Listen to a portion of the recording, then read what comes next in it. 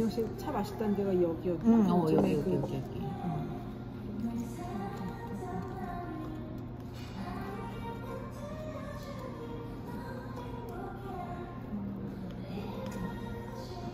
빵을 언제 만드는 거지? 빵 이렇게 만들면 세가 좋다.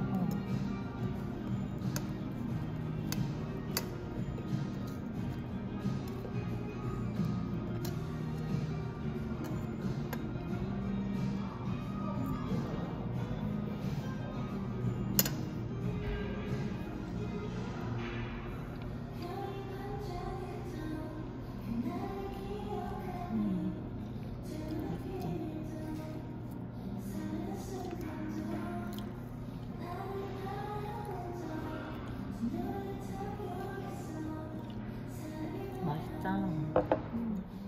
차랑도 잘 어울려. 근데 쌀이라는 거야. 아, 그러니까 이게 쌀로 만들었구나.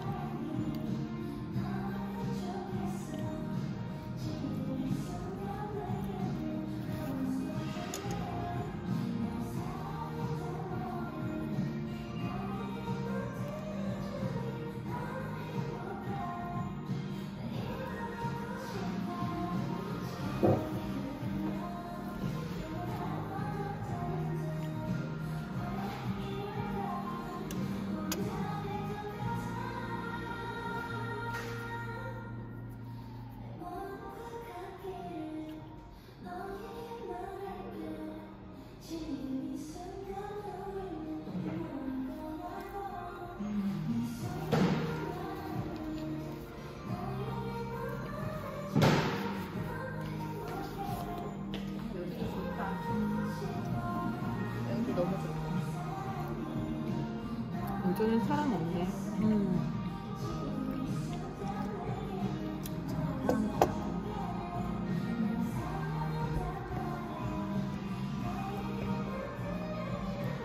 그 나무가 막 흔들리네.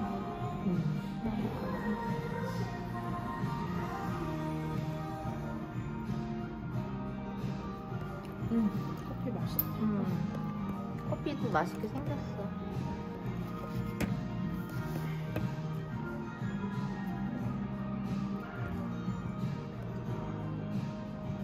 생각해보니 어제 커피를 안 마셨어. 완전 커피? 이틀 만에 마신다.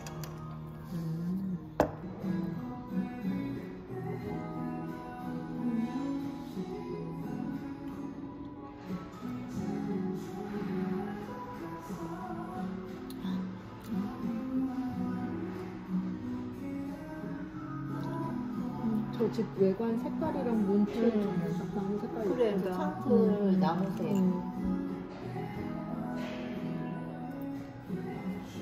지금도 약간 저런 거구나. 유럽 스타일의 그 프로방스 지방에서 이쪽에서는 보이는.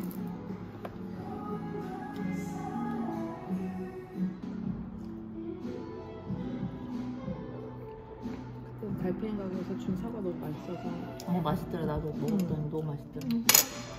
많이 사러 10개째 사러 갈까 했다가 너무 그때 귀찮은 거야. 그래갖고 그냥 진짜 거의 1년 만에 금호청과에 가갖고 보니까 사과가 5개에 10,000원이라고 되어 있길래. 어때?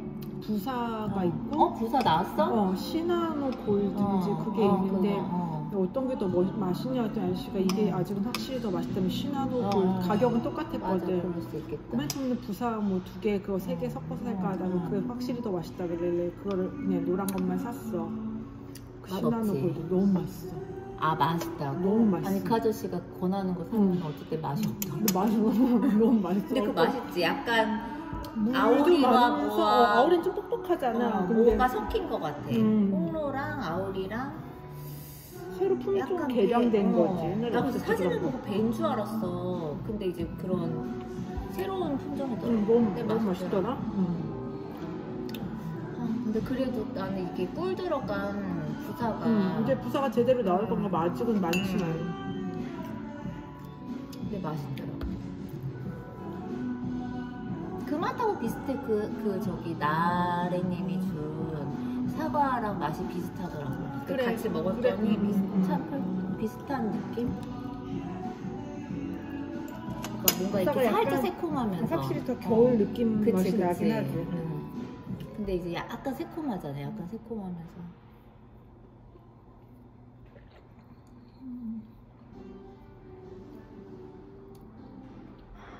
금호청가에 사러 가야겠다. 아저씨가 그렇게 권해줘서 맛이 없다.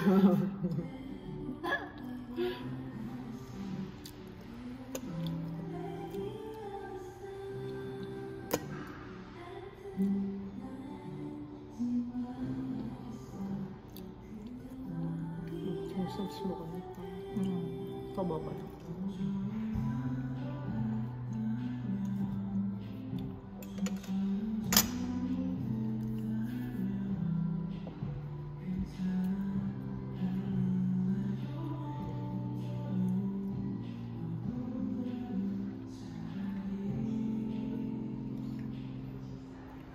저기 대나무 사이를 이렇게 걸을 수가 있게 돼 있나 봐. 아까 보니까 그 틈새가 뭐라 해야 되지? 길이 나 있는 거 같았어. 사라지고 있잖아. 뭐 타일을 위해서 같이 눈물 흘리는 일도 없어지고 그냥 되게 강하고 막 그런 것들이 추구되면서 눈물을 흘릴 일이 좀 눈물 흘리는 걸 뭘 금기시한다 그래야 되나? 그러니까 결국은 눈물을 보여서는 안 되는 것처럼 인간적인 건 힘든 사람 만나면 먼저 위로에 공감이 되지. 우리가 그냥 정말 어디 매체를 통해서 접할 때처럼 그런 냉정한 시선을 가질 수가 없잖아.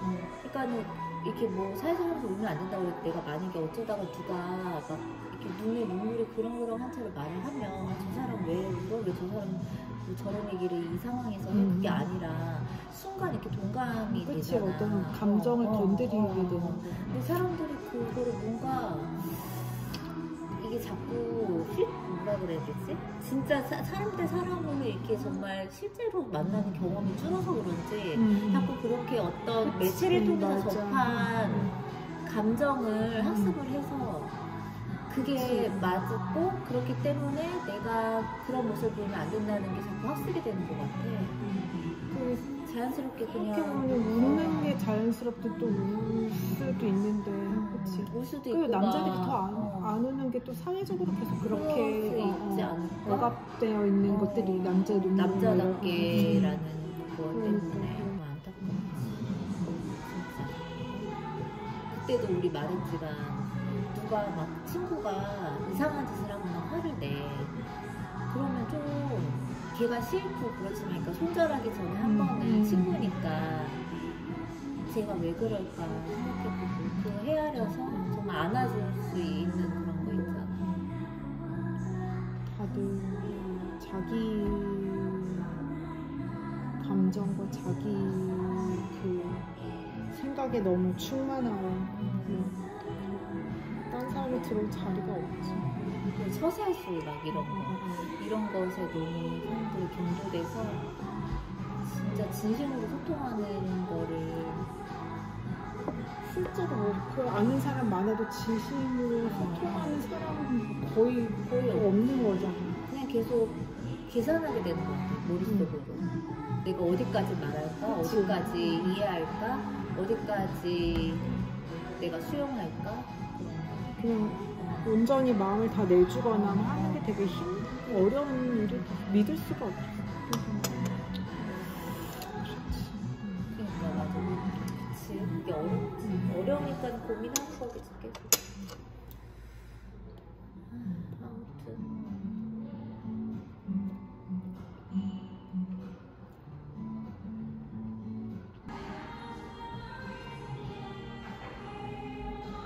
그러니까 뭐가 되게 합리적으로 사회가 돌아가고 합리적으로 의사소통이 되고 그다음에 이제 박근혜 같은 사람 다시는 안 나오고 그럴 거라고 생각을 했단 말이야. 참 꿈이구나.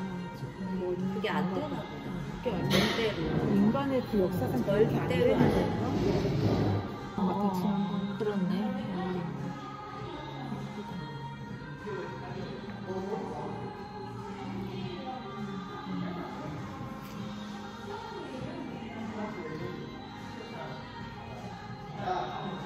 그때만 해도 콜로 몽고가 별로 없었나? 콜로 몽고라고 굳이 이렇게 컬러 색이 너무 귀여워. 이게 시리즈구나. 그레이트 그런가 봐. 아트에 그래서, 뭐 재밌는 게 많이 있겠네. 이런 책 좋아. 너무 예뻐.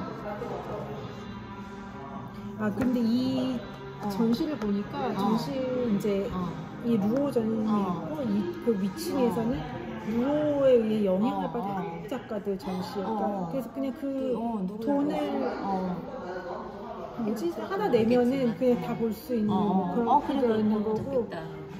뭐 이중섭도 있고 아 그래? 그렇더라고. 그래서 그 전시 같이 그래 같이 보자.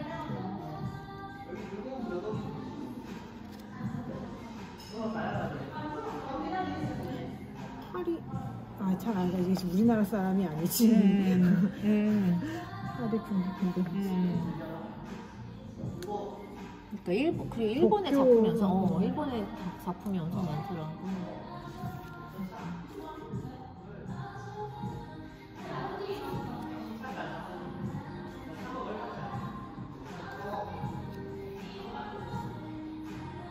그러니까 약간 이렇게 딱 하나의 작품마다 하나씩 이렇게 설명을 해놓은 거잖아.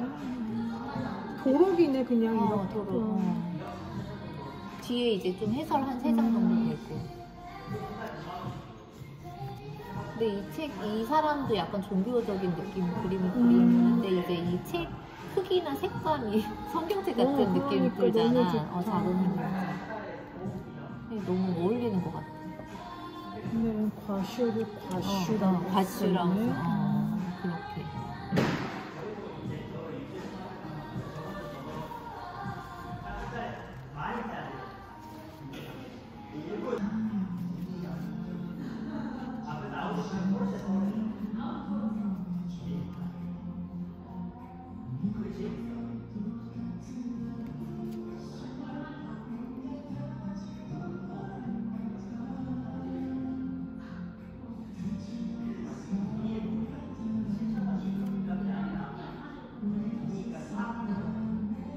부친이 피아노 제작공이었어.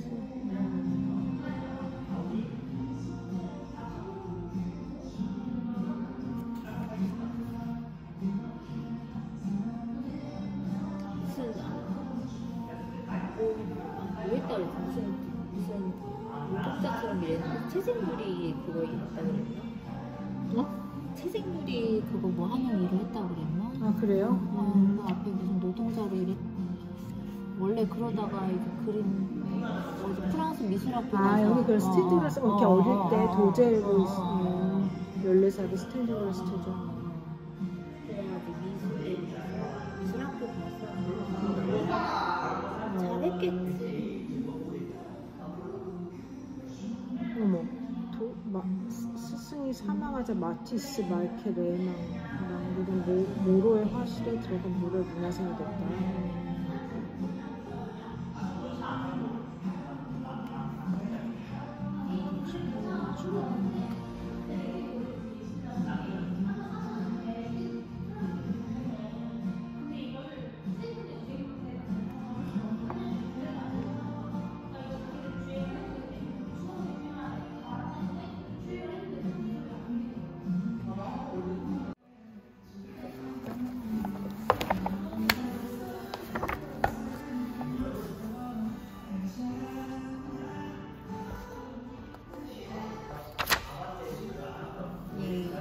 이 242쪽. 그럼 먼저 읽을게.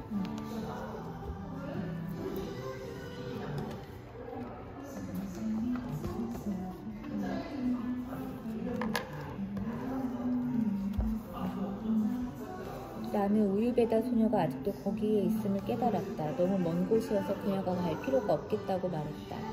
그러자 그녀는 자기도 그 일을 하기 어려울 것 같다고 말했다. 조금 뒤에 아주 멋진 경기가 있거든요. 놓치고 싶지 않아요. 나는 그녀가 벌써 스포츠를 좋아한다고 말하고 또 몇 해 후에는 자신만의 삶을 살겠다고 말할 거라고 느꼈다. 나는 정말로 그녀가 필요하지 않다고 말하고 그녀에게 5프랑을 주었다.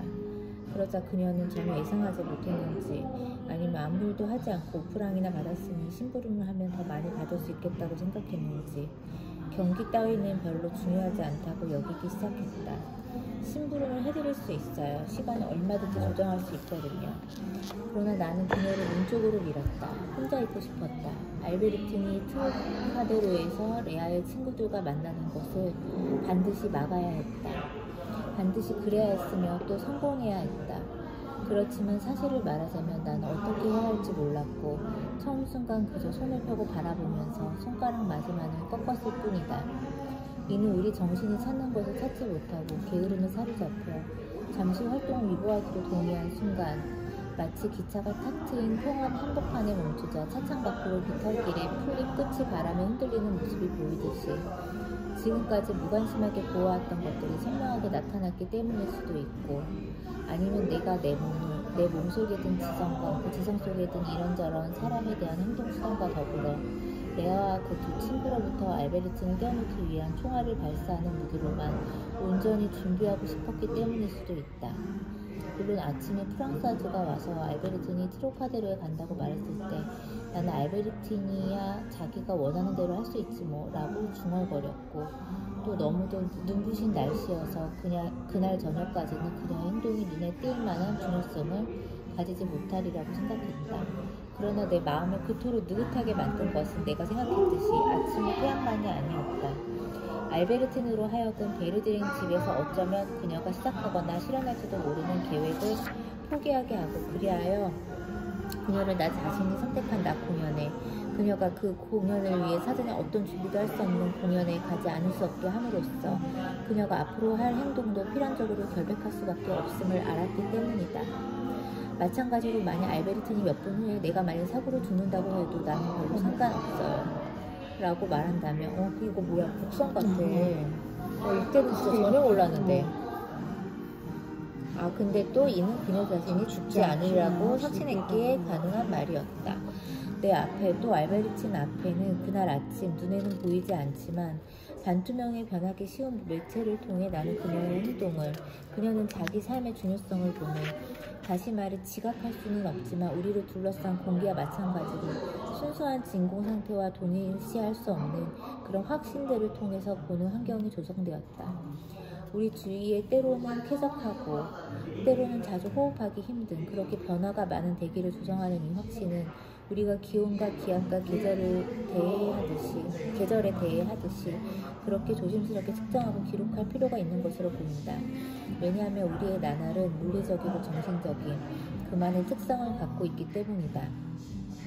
그날 아침 내가 주목하지 못했지만 그럼에도 르 피가로를 다시 펼칠 때까지 그렇게도 즐겁게 날 감싸고 있던 확신은 알베르틴이 해로운 짓은 아무것도 하지 않으리라는 확신은 이제 막 사라졌다.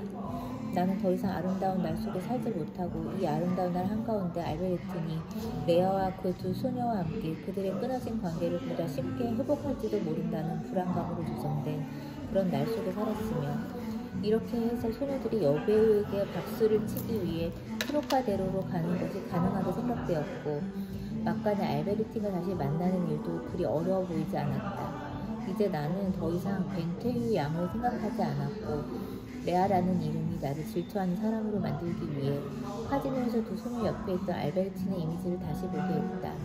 왜냐하면 기억 속에서 나는 오로지 서로 떨어진 일련의 불완전한 알베르틴만을 옆 얼굴이나 스냅 사진만을 간직하고 있었기 때문이다.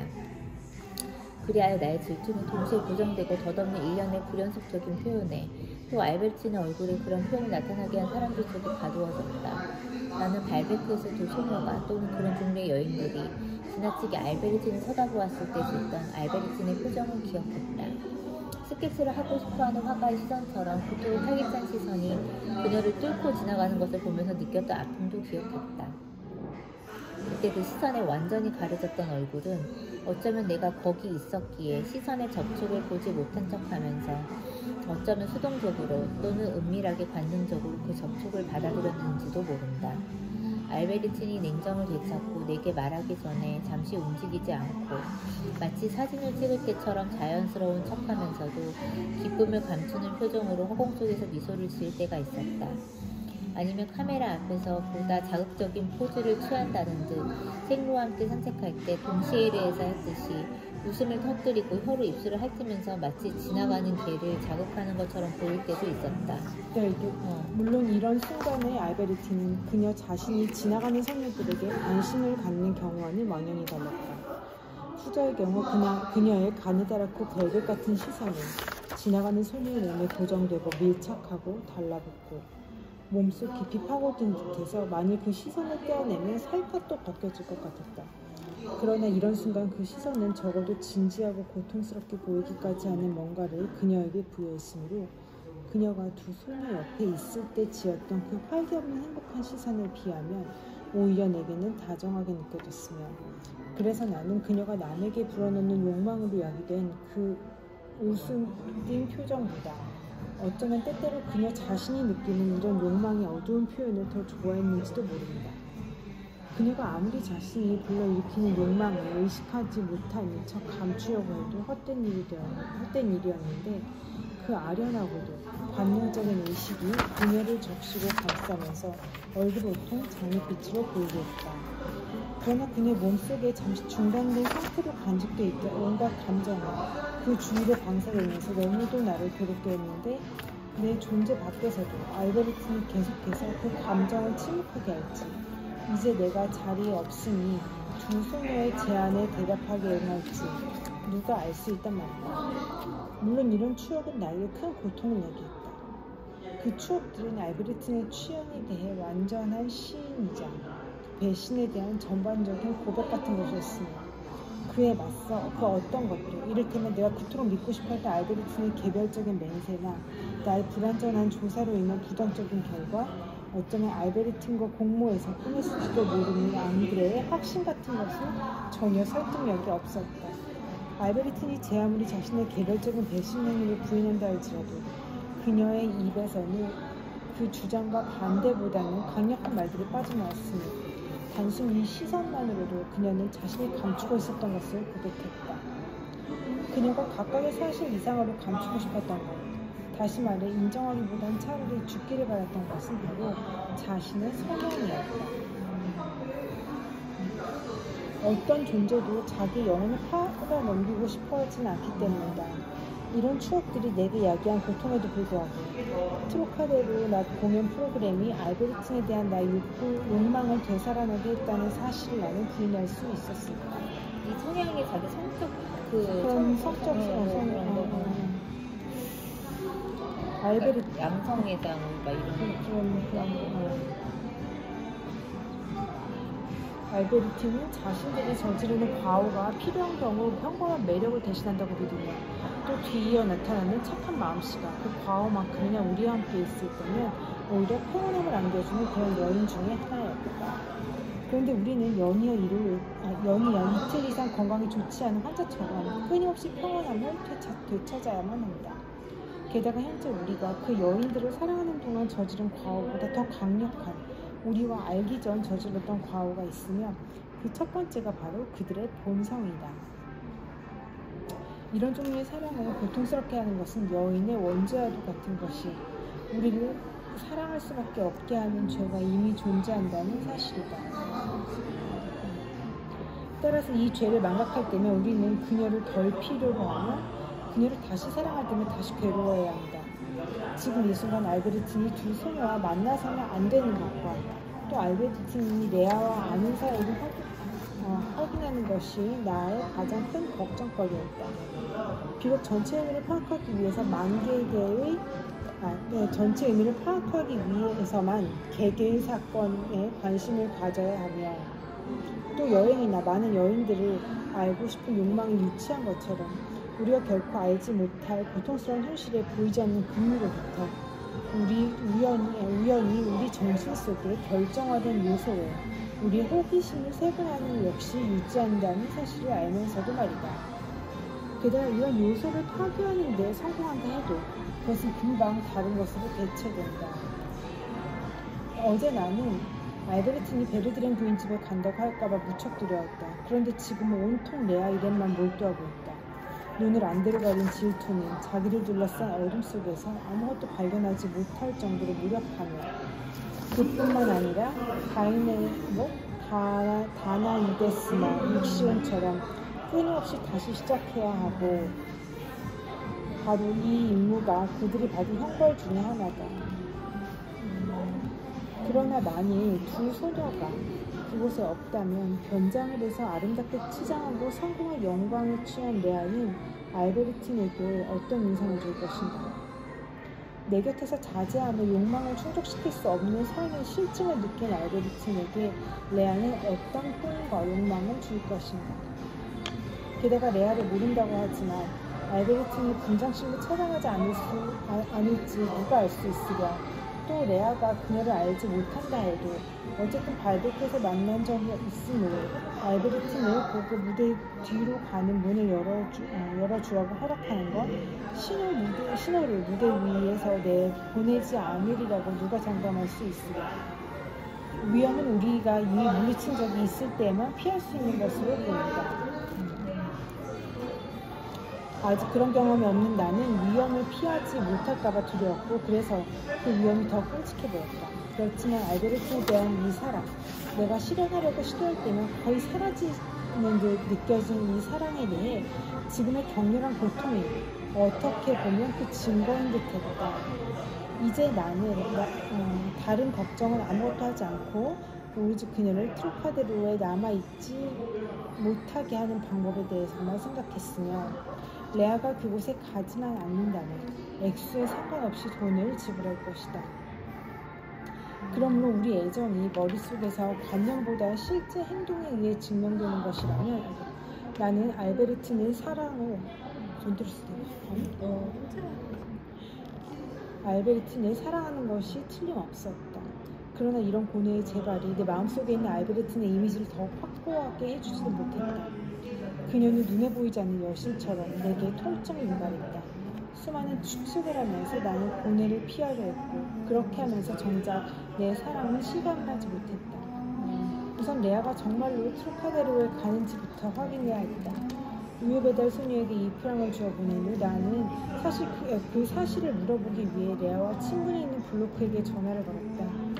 그는 아무것도 알지 못했고, 내가 그런 일에 관심을 보인다는 사실에 놀란 듯했다. 빨리 서둘러야 한다고 생각했다. 내가 읽을게. 프랑스아즈는 이미 옷을 제대로 입고 있었고 나는 그렇지 못했으므로 어머니에게 프랑스아즈를 한낮에 양보해달라고 부탁하고는 내가 자리에서 일어나는 동안 프랑스아즈에게 자동차를 잡게 했다. 트로카데로에 가서 표를 사고 객석에서 여기저기 알베르틴을 살려 내 쪽지를 전해달라고 부탁했다. 그 쪽지에서 나는 그녀도 잘 아는 일이지만 알베르티에서 어느 날 밤 그토록 나를 불행하게 했던 그 동일한 여인으로부터 팩트를 받아 무척 혼란스럽다고 말했다. 그때 알베르틴이 다음날 왜 자기를 부르지 않느냐고 나무라기까지 했다고 환기시켰다. 그러니 나를 위해 낮 공연을 포기하고 집으로 돌아와 함께 바람을 쐬으러 가면 내 마음이 진정될 것 같다고 부탁했다.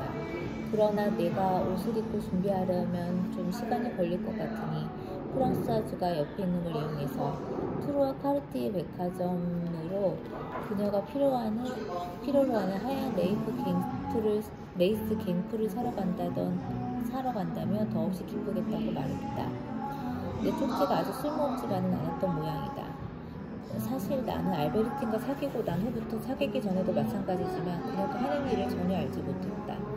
그러나 그녀의 이야기에는 뭔가 모순되고 수정한 요소가 있어서 그것이 내게는 현장에서 포착한 범행처럼 결정적인 단서로 보였으나 알베르틴에게는 별 의미 없는 것처럼 보였다. 그녀는 부정행위를 하다 들킨 아이처럼 금방 전략을 수정하여 매번 나의 잔인한 공격을 무력하게 만들고는 원래대로 복원시켰다. 그 잔인한 공격이 이제 내 쪽을 향했다. 그녀는 문장을 세련되게 만들기 위해서가 아니라 자신의 부주의한 실언을 만회하기 위해 조금씩은 문법학자가 파격 구문이라고 부르는 혹은 뭔가 그와 유사한 느닷없이 구문을 건너뛰는 방법을 사용했다. 여인들에 대한 이야기를 하면서 그녀는 최근에 내가 한 일이 기억나요 라고 말하더니 갑자기 16분 쉼표 후에는 내가 라는 말이 그녀가 되었다. 자신은 결백한 산책자로서 지나는 길에 그 일을 목격했을 뿐 결코 직접 하지는 않았다고 했다. 즉 자신이 행동의 주체가 아니라는 것이었다. 그녀가 도중에 물러났으므로 이야기가 어떻게 끝났는지 나 자신이 마무리하기 위해 문장의 시작 부분을 정확히 기억하고자 했다. 그러나 끝부분을 기다리고 있을 때 내가 거기에 관심을 가진 걸 보고 그녀가 얘기를 다른 데로 돌렸는지 시작 부분이 잘 기억나지 않았고 그래서 나는 그녀의 진짜 생각이나 진정한 추억에 대해 그저 불안감만을 느꼈다. 불행하게도 예인이 하는 거짓말의 기원은 우리의 사랑이나 소명의 기원과도 같다. 그 기원이 형성되기 시작하고 형태를 이루어도 우리 자신의 주의를 끌지 못한 채로 그냥 스쳐간다. 어떤 방식으로 여인을 사랑하게 되는지 기억하려고 할 때면 이미 우리는 그 여인을 사랑하고 있다. 처음 꿈꾸는 동안 우리는 이건 사랑의 전조 조심해야지 라고 생각하지 않는다. 이 몽상은 기습적으로 우리가 깨닫지 못하는 사이에 다가온다. 마찬가지로 비교적 드문 경우를 제외하고 내가 여기서 알베르티나 거짓말과 그녀가 처음 했던 진술을 자주 대립시켰다면 이는 그저 이야기의 편의를 위한 것이다. 이 첫 번째 진술은 그것이 장차 어떤 의미를 가질지 또 어떤 모순된 단어니 그것과 균형을 이루기 위해 나타날지 짐작도 하지 않은 상태에서 눈에 띄지 않게 스며들었고 분명 내 귀에는 들렸으나 알베르틴의 말이 계속되면서 나는 그 말을 따로 분류할 수 없었다. 훗날 그녀의 명백한 거짓말 앞에서 혹은 불안스러운 고뇌에 사로잡혀서 나는 그 말을 떠올리려 했지만 소용없는 것이었다.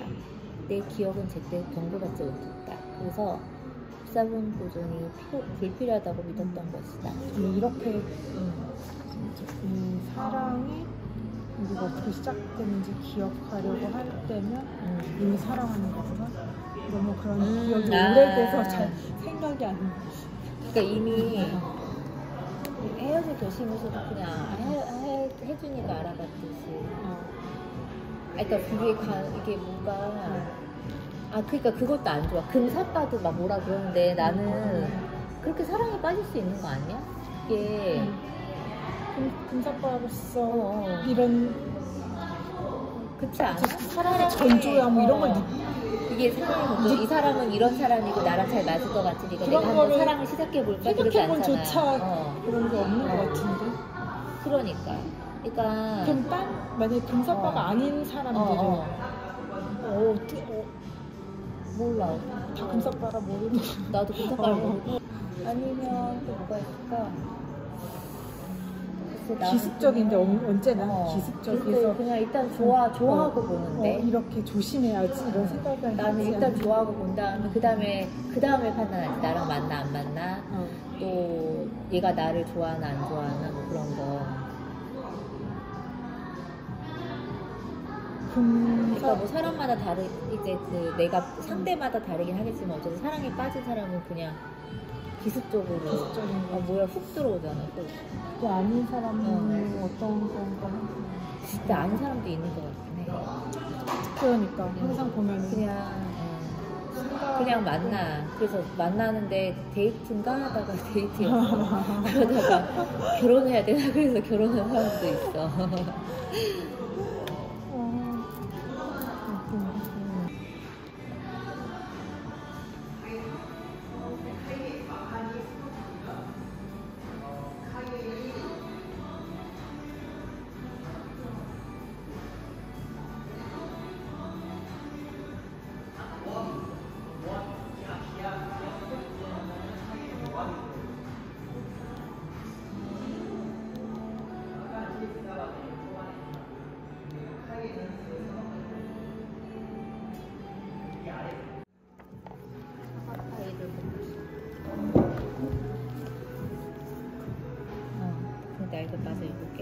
나는 프랑스어지에게 알베르틴을 객석에서 나오게 한 다음 내게 전화로 알리고 그녀가 만족하는 말든 집으로 데리고 오라고 했다. 도련님을 보러 오면서 불만을 갖는다면 정말 가관이겠죠. 하고 프랑스어지가 말했다. 그렇지만 나를 보고 싶어 할지 모르겠어. 그렇다면 배은망덕한 거죠. 하고 프랑스어지가 말을 이었다. 예전에 나의 아주머니 옆에서 웰랄리가 불러일으켰던 것과 동일한 부러움의 형벌을 그녀는 그토록 많은 시간이 지난 뒤에 알베르틴에게 제기하고 있었다.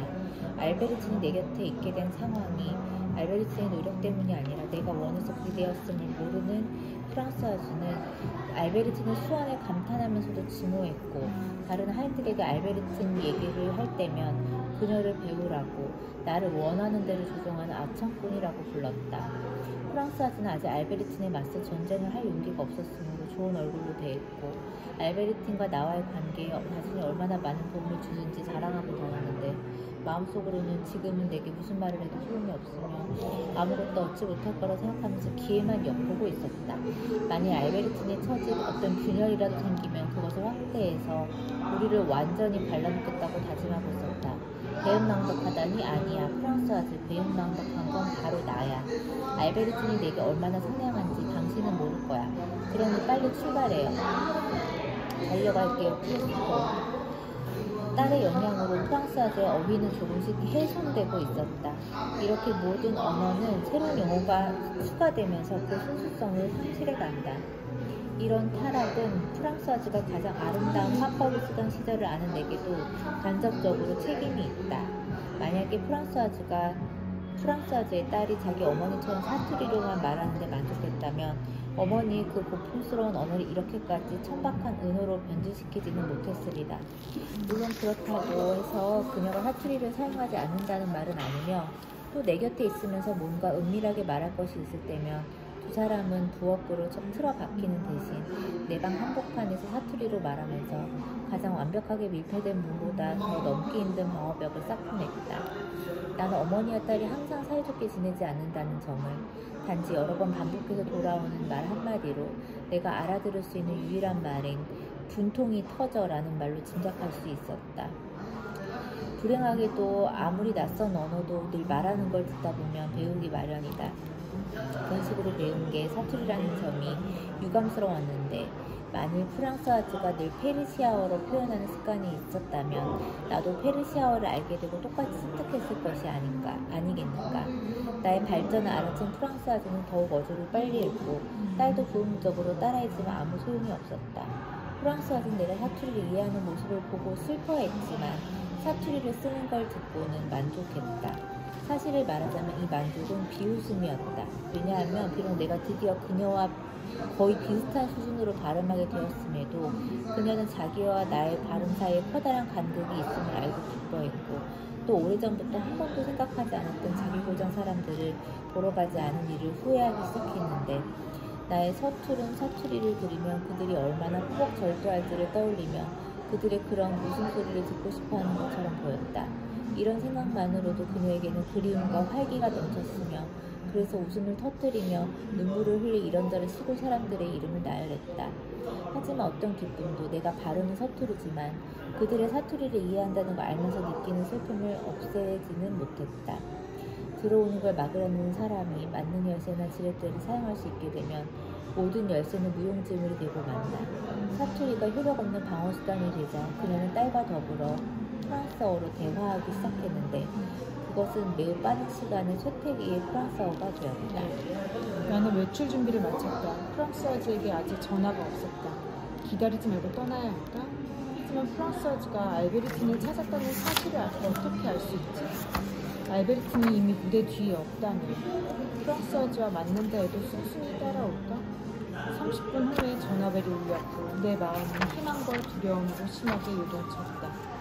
전화국 직원의 명령에 따라 음향의 이동 부대가 순간 속도를 내게 프랑스 아주가 아닌 보안수의 목소리를 끌어다 줬다. 프랑스 아주는 낯선 물건에 대한 조상들의 소심함과 울적한 탓에 전염병 환자는 방문해도 수화기에 접근하지 못했다. 프랑스 아주는 극장 뒤쪽 잎사귀에서 혼자 있는 알베르틴을 발견했고, 알베르틴을 앙드레에게만 알리러 갔을 뿐 거기서 오래 머무르지 않고 곧장 프랑스 아주에게로 돌아왔다고 한다. 화내지 않았어? 아, 죄송해요. 아가씨가 화내지 않았는지 부인에게 좀 물어봐 주세요. 아가씨는 전혀 화를 내지 않았고 오히려 정반대였다고 부인께서 전해달라고 하시는군요. 어쨌든 아가씨 마음에 들지 않았는지는 몰라도 겉으로는 그렇게 보이지 않는다군요. 두 분은 이제 투르아카르티의 백화점으로 가려고 하는데 2시에는 집으로 돌아간다고 하시네요. 나는 2시라는 말이 3시를 의미한다는 점을 알아차렸다. 이미 2시는 지나 있었으니까. 그러나 시간을 보고 정확하게 말하지 않는 것은 프랑스와즈의 고유하고도 지속적이며 고쳐지지 않는 소위 병적이라고 할 만한 단점이었다. 이처럼 프랑스와즈가 시계를 바라볼 때면 나는 그녀의 머릿속에 도대체 무슨 일이 일어나고 있는지 전혀 이해할 수 없었는데 2시에는 1시나 3시라고 말했다. 이때 발생한 현상의 중심이 프랑스와즈의 시각인지 아니면 그녀의 생각인지 아니면 그녀의 언어인지는 결코 이해할 수 없었다. 확실한 것은 이런 현상이 늘 있어왔다는 점이다. 이유는 아주 오래되었다. 유전이나 종의 교잡은 우리에게 나쁜 습관이 잘못된 반사작용을 극복할 수 있는 힘을 주지 못했다. 어떤 사람은 장미나무 옆만 지나가도 재채기를 하고 숨을 헐떡인다. 또 어떤 사람은 새로 칠한 페인트 냄새만 맡아도 피부갈증을 일으키며 여행을 떠나야 한다는 생각만으로도 복통을 일으키고 도적의 후손들은 여유로운 백만장자가 되었음에도 50병을 훔치고 싶은 유혹을 뿌리치지 못한다. 시간을 정확히 말하지 못하는 프랑스와즈의 불가능성이 어디에서 연유했는지 알고 싶지만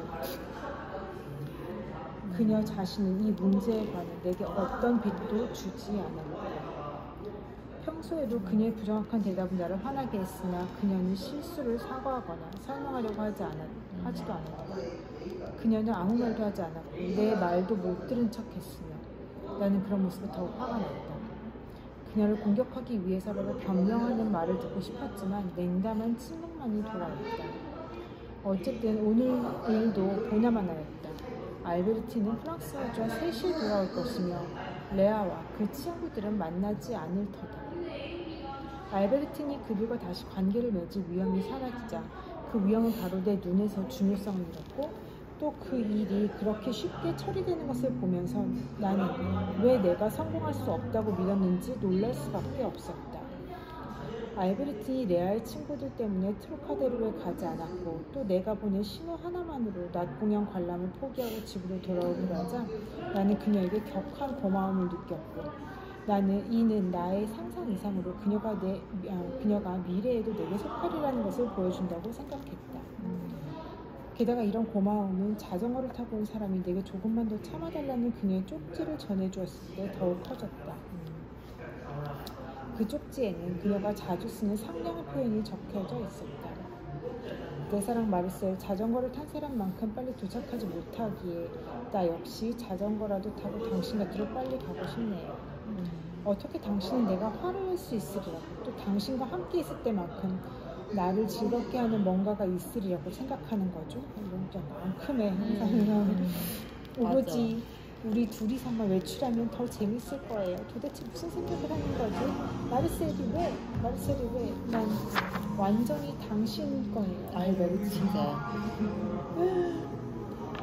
내가 그녀에게 사준 드레스며 그녀에게 얘기했던 요트며 포르투니의 실내복이며 그 제퍼슨 마켓 라이브러리라고 그 맨하튼의 9번가에 그 옛날 감옥이었던 걸 그 뉴욕 그 공공도서관에서 그냥 분관으로 하나 쓰는 거 있는데 거기에서 그 프루스트 모임을 해요. 나도 그걸 그냥 페북으로 몇 년 전에 알았는데 그걸 알고 나서 그 도서관이 이제 보수공사한다고 2년 동안 문 닫았다가 나 갔을 때 이제 다시 오픈을 했었거든. 그래갖고 그 모임이 다시 재개가 됐나봐. 그래서 11월 뭐 이럴 때 포르투니에 대한 전시? 아니 전시 말고 그냥 모임? 뭔가 모임인가봐 이야기. 그걸 내가 뭐 볼 수는 없지만 이렇게 공지 뜨는 진짜? 거는 보이는데 진짜? 그렇게 라이브 안 한대?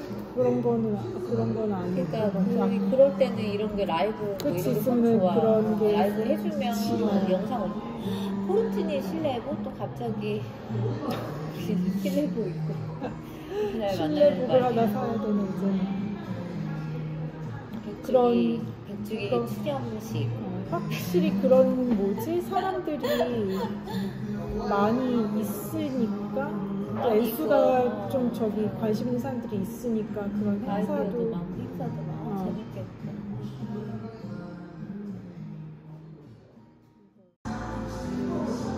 재밌다.